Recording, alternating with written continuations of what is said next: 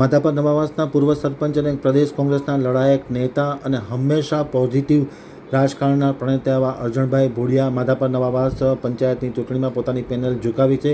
ત્યારે પ્રતિસ્પર્ધી પેનલ માટે અરજણભાઈ ભોળિયાએ શું કહ્યું, જુઓ આમતક ન્યૂઝ.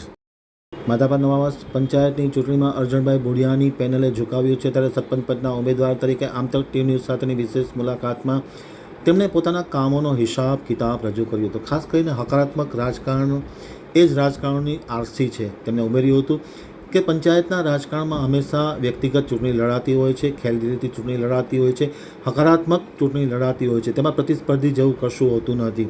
જ્યાં વ્યક્તિગત પ્રતિભા અને વ્યક્તિગત ઇમેજથી ચૂંટણી લડાતી હોય છે, ત્યારે વિપક્ષ છે એ હંમેશા પોઝિટિવ બની જતો હોય છે અને આપસમાં એક થાળીમાં જમનારા કે એક થાળીમાં બેસી અને કામ કરનારા લોકો આપસમાં સામસામી ચૂંટણી લડતા હોય છે. ત્યારે નિખાલસતા અને ખેલદિલી એ મહત્ત્વનો ભાગ ભજવતો હોય છે. અરજણભાઈ ભોળિયાએ પોતાની પેનલ માટે જ્યારે ચૂંટણી લડી રહ્યા છે ત્યારે એ જ વાતને દોહરાવી હતી કે નિખાલસતા અને ખેલદિલીથી આ ચૂંટણી લડાશે. કોઈ વિપક્ષ જેવું કશું છે નહીં. આપસમાં ચૂંટણી સુમેળથી લડાશે અને સુમેળથી એનું પરિણામ આવશે. લોકો જે ચુકાદો આપશે તે હંમેશાને માટે શિરોમાન્ય હોય છે.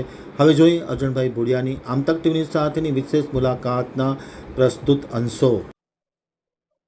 સમસ્ત ગુજરાતની અંદર છેલ્લા અઢી 3 વર્ષ પછી ગ્રામ પંચાયતની ચૂંટણી થઈ રહી છે. એમાં ભાગરૂપે માધાપર નવાવાસ ગ્રામ પંચાયતની ચૂંટણી છેલ્લા અઢી વર્ષના વહીવટદારના શાસન પછી અને ગ્રામ પંચાયતની અંદર ચૂંટણી સાડા 13 વર્ષ પછી જ્યારે યોજાઈ રહી છે, ત્યારે ગામના દરેક સમુદાય, દરેક જુવાનિયાનો બહુ ઉત્સાહ છે. ગ્રામ પંચાયતની ચૂંટણીની અંદર એક ખેલદિલી લોકશાહીનો પર્વની ઉજવણી ગામડાની અંદર ભાઈચારાથી જે ઉજવાય તેવું માધાપરનું ઉદાહરણ છે.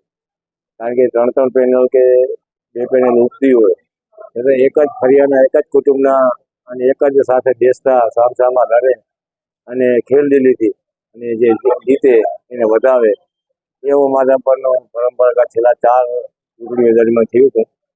આ વખતે સામાન્ય સીટ ન હોય તો બક્ષીપટની સીટ આવી, એને કારણે જે સમાજની અંદર અલગ અલગ સમાજને ઉત્સાહ જાગ્યો કે ભાઈ હાલો બક્ષીપટની આવે તો આપણે આપણા સમાજમાંથી પ્રતિનિધિ બનાવી, બીજા સમાજ બીજા. એની અંદર 3 ગ્રુપ, 3 ગ્રુપના પ્રેરક અને પ્રેરણા સ્ત્રોત જો ગણતા હોય તો દેવા પટેલ સમાજના આગેવાન છે. આ 3 પેનલમાંની એક પેનલ મારી પ્રેરિત પર છે. હવે આજે સાંજે 3 વાગે ફોર્મ ખેંચાઈ ગયા પછી આખી પેનલની અંદર કોણ કઈ જગ્યા જવું છે અને કોણ નક્કી થઈ જશે. એની સામે 3 પેનલની પણ એ જ જે સમય મર્યાદા જે છે એની અંદર એ પણ નક્કી થઈ જશે. એટલે 3 પેનલ માધાપરની છે. 3 પેનલની અંદર 18 વોર્ડ અને સરપંચ તરીકે લડવાવાળા માધાપરના વર્ષોથી સાથે રહેતા સમુદાયના અલગ અલગ સમાજમાંથી પણ ભાઈચારાથી રહેતો આ માધાપરનો સમુદાય આ ચૂંટણીની અંદર બહુ સારી રીતે ભાઈચારો અને સમાજની અંદર કોઈ એવો વાદ વિવાદ કે ભેદભાવ ઉભો ન થાય એને નજર સમક્ષ રાખી અને 3 પાર્ટીના કાર્યકરો, એના સૂચિતકો, એના પ્રેરકો ધ્યાન રાખીને લડશે એ મને વિશ્વાસ છે.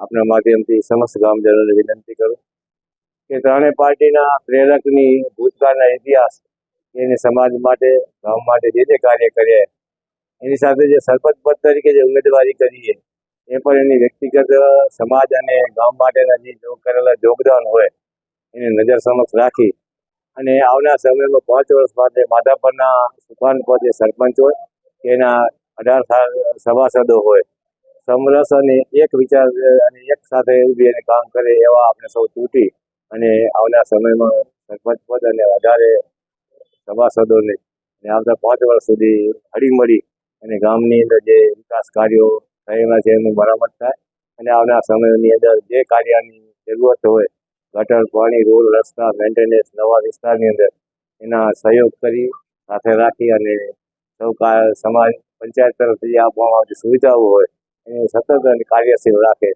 એવી અપેક્ષા છે.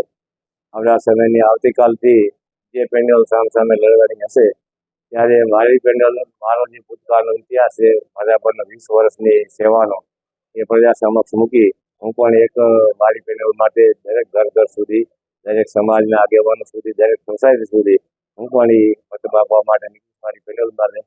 તો આજે છેલ્લો દિવસ છે.